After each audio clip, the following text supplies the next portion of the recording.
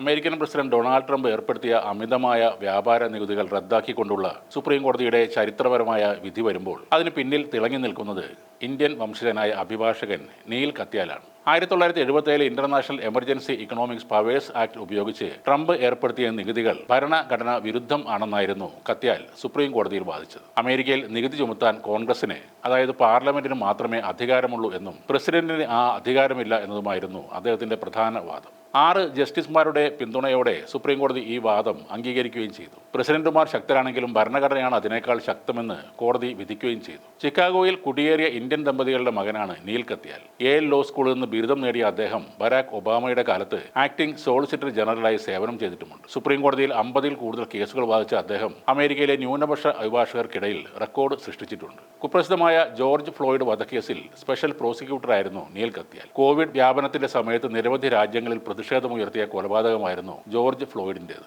അമേരിക്കയിലെ മിനിയാപോലിസിലായിരുന്നു കൊലപാതകം നടന്നത്. പോലീസ് ഉദ്യോഗസ്ഥരും വെളുത്ത വംശജനുമായ ഡെറക് ചൗവിൻ $20 വ്യാജ ബില്ല് ഉപയോഗിച്ചുവെന്ന് ആരോപിച്ച് ജോർജ് ഫ്ലോയിഡിനെ അറസ്റ്റ് ചെയ്യുന്നതിനിടെ അദ്ദേഹത്തിന്റെ കഴുത്തിൽ കാൽമുട്ട് കുത്തി കീഴ്പ്പെടുത്താൻ ശ്രമിക്കുകയായിരുന്നു. തനിക്ക് ശ്വാസം മുട്ടുന്നുവെന്ന് ജോർജ് ഫ്ലോയിഡ് ആവർത്തിച്ച് പറഞ്ഞിട്ടും ഡെറക് ചൗവിൻ തന്റെ കാൽമുട്ട് ഉയർത്താൻ തയ്യാറായില്ല. 9 മിനിറ്റും 29 സെക്കൻഡും കഴുത്തിൽ അമർന്നിരുന്ന ആ കാൽമുട്ട് കാരണം ജോർജ് ഫ്ലോയിഡ് ശ്വാസം മുട്ടി മരിക്കുകയായിരുന്നു. പിന്നെ ഡെറക് എന്ന പോലീസുകാരന് 22 വർഷം ശിക്ഷയാണ് കോടതി വിധിച്ചത്. കൂടാതെ ട്രംപിന്റെ യാത്രാവിലക്കിനെതിരെയും വോട്ടിംഗ് റൈറ്റ്സ് ആക്ടിനു വേണ്ടിയും കത്യാൽ നിയമ പോരാട്ടം നടത്തിയിട്ടുണ്ട്. നീതിന്യായ വകുപ്പിന്റെ ഏറ്റവും വലിയ സിവിലിയൻ ബഹുമതിയായ എഡ്മണ്ട് റാൻഡോൾഫ് അവാർഡ് അദ്ദേഹത്തിന് ലഭിച്ചിട്ടുണ്ട്. 2024-ലും 2025-ലും ഫോബ്സ് മാസിക അമേരിക്കയിലെ മികച്ച 200 അഭിഭാഷകരുടെ പട്ടികയിൽ അദ്ദേഹത്തെ ഉൾപ്പെടുത്തുകയും ചെയ്തു. ഇപ്പോൾ ട്രംപ് ഏർപ്പെടുത്തിയ ആഗോള താരിഫുകൾ നിയമവിരുദ്ധമാണെന്ന് വിധിച്ച സുപ്രീം കോടതി ജഡ്ജിമാരെ അതിരൂക്ഷമായി തന്നെ ട്രംപ് അധിക്ഷേപിക്കുകയും ചെയ്തിട്ടുണ്ട്. രാജ്യത്തിന് വേണ്ടി ശരിയായ കാര്യങ്ങൾ ചെയ്യാൻ ധൈര്യമില്ലാത്ത കോടതി അംഗങ്ങളെ ഓർത്ത് ലജ്ജിക്കുന്നു എന്ന് പറഞ്ഞ അദ്ദേഹം ജഡ്ജിമാരെ വിഡ്ഢികളെന്നും തീവ്ര ഇടതുപക്ഷ ഡെമോക്രാറ്റുകളുടെ